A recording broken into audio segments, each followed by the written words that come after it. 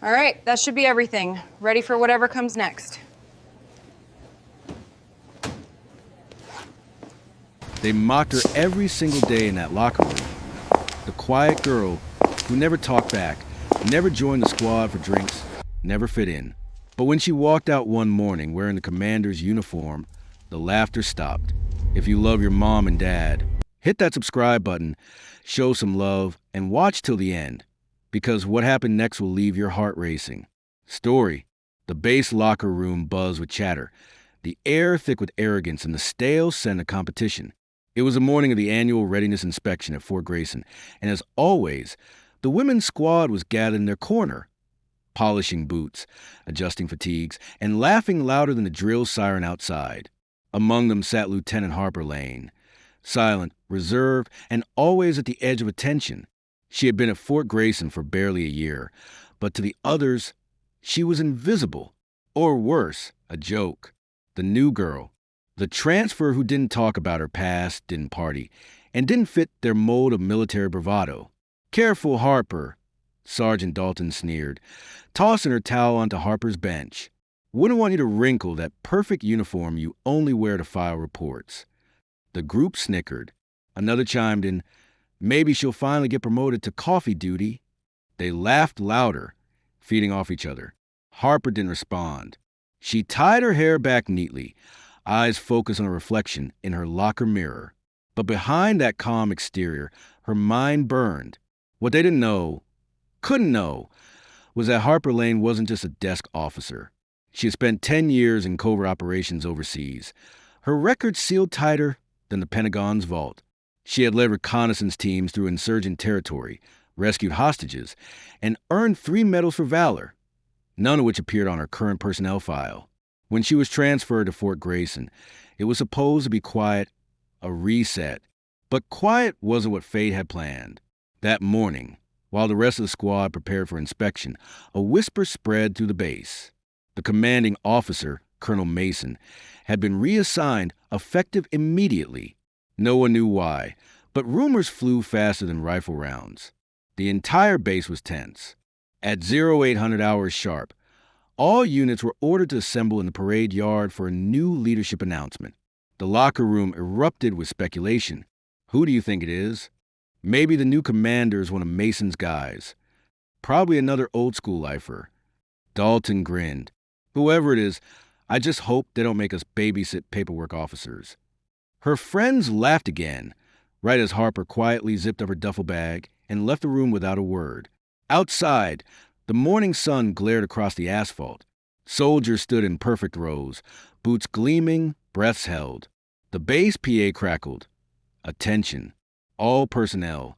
Stand by for the arrival of the new base commander." The sound of approaching boots echoed. Every eye turned toward the hangar. Then she appeared. A figure in a crisp commander's uniform stepped out, shoulders squared, medals gleaming. A hush fell. The silver insignia on her collar caught the light like a blade. As she walked closer, faces turned pale. It was Harper Lane. Dalton's jaw dropped. The others exchanged stunned glances. The silent, ridiculed lieutenant was now Commander Harper Lane. She stepped up to the podium, voice steady, tone commanding. "At ease," she said, and the crowd obeyed instinctively. "Effective immediately, I have assumed command of Fort Grayson under orders from Central Command. I expect discipline, precision, and unity, no exceptions." Her gaze swept across the formation, stopping briefly on the women who had mocked her that very morning. "And for those who believe rank defines respect, let me be clear. It's not the stripes on your shoulder. It's the integrity in your actions." A storm of whispers spread through the ranks. Cameras clicked. No one could believe it. Later that day, in the officers' lounge, the same women who laughed at her sat in silence. Dalton, pale and uneasy, approached Harper's office. "Ma'am, I didn't know." Harper looked up from her desk, her eyes sharp but calm. "You didn't need to know," she replied. "You just needed to treat people better." Dalton swallowed hard, nodding. "Yes, ma'am." But the story didn't end there. That evening, Harper received a classified call from Central Command. A covert operation had gone wrong overseas. a hostage situation involving one of her former teammates. She hadn't expected to return to field work, but the directive was clear. She was the only one qualified to handle it. Within hours, Fort Grayson's calm turned into organized chaos. AC-130 was prepped on the runway. Harper suited up, her commander's uniform replaced by tactical gear. Word spread fast. The new commander was leading a mission herself. Soldiers watched in awe as she boarded the aircraft, her presence radiating quiet confidence. Dalton watched from the hangar doors, eyes wide.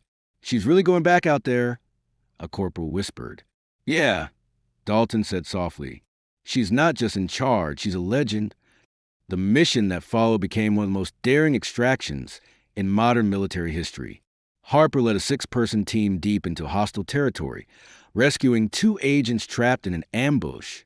Her strategic brilliance saved lives that night, and her leadership under fire redefined the respect she commanded back home. When she returned to Fort Grayson 3 days later, exhausted but victorious, the entire base stood waiting. As she stepped off the aircraft, applause erupted. Soldiers who once barely acknowledged her now saluted with pride. Dalton approached again, this time not as a mocker, but as a believer. "Commander Lane," she said quietly, "permission to speak freely?" Harper nodded. "I was wrong about you. About everything." Harper smiled faintly. "Don't be sorry, Sergeant. Just learn. Strength isn't about who shouts the loudest. It's about who stands the tallest when the world doubts you." From that day forward, Fort Grayson changed. The locker room became a place of unity, not ridicule. Dalton herself rose through the ranks under Harper's mentorship, and Harper Lane, the quiet woman who once endured laughter and doubt, became a name spoken with respect across the entire command chain. Her leadership inspired a wave of reform in how officers were trained and evaluated.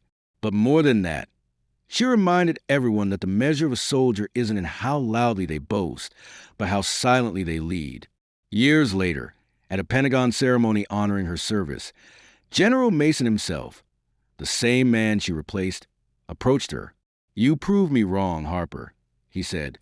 "I thought you'd fade into background, but you became something this institution desperately needed, a reminder of humility." Harper smiled. "I didn't become anything new, General. I just stopped hiding who I already was." As she left the stage that night, cameras flashing, applause filling the hall, Harper thought back to that day in the locker room, the laughter, the whispers, the sneers, and then she smiled. Because sometimes the best revenge isn't shouting back. It's showing up in a uniform no one believed you could earn.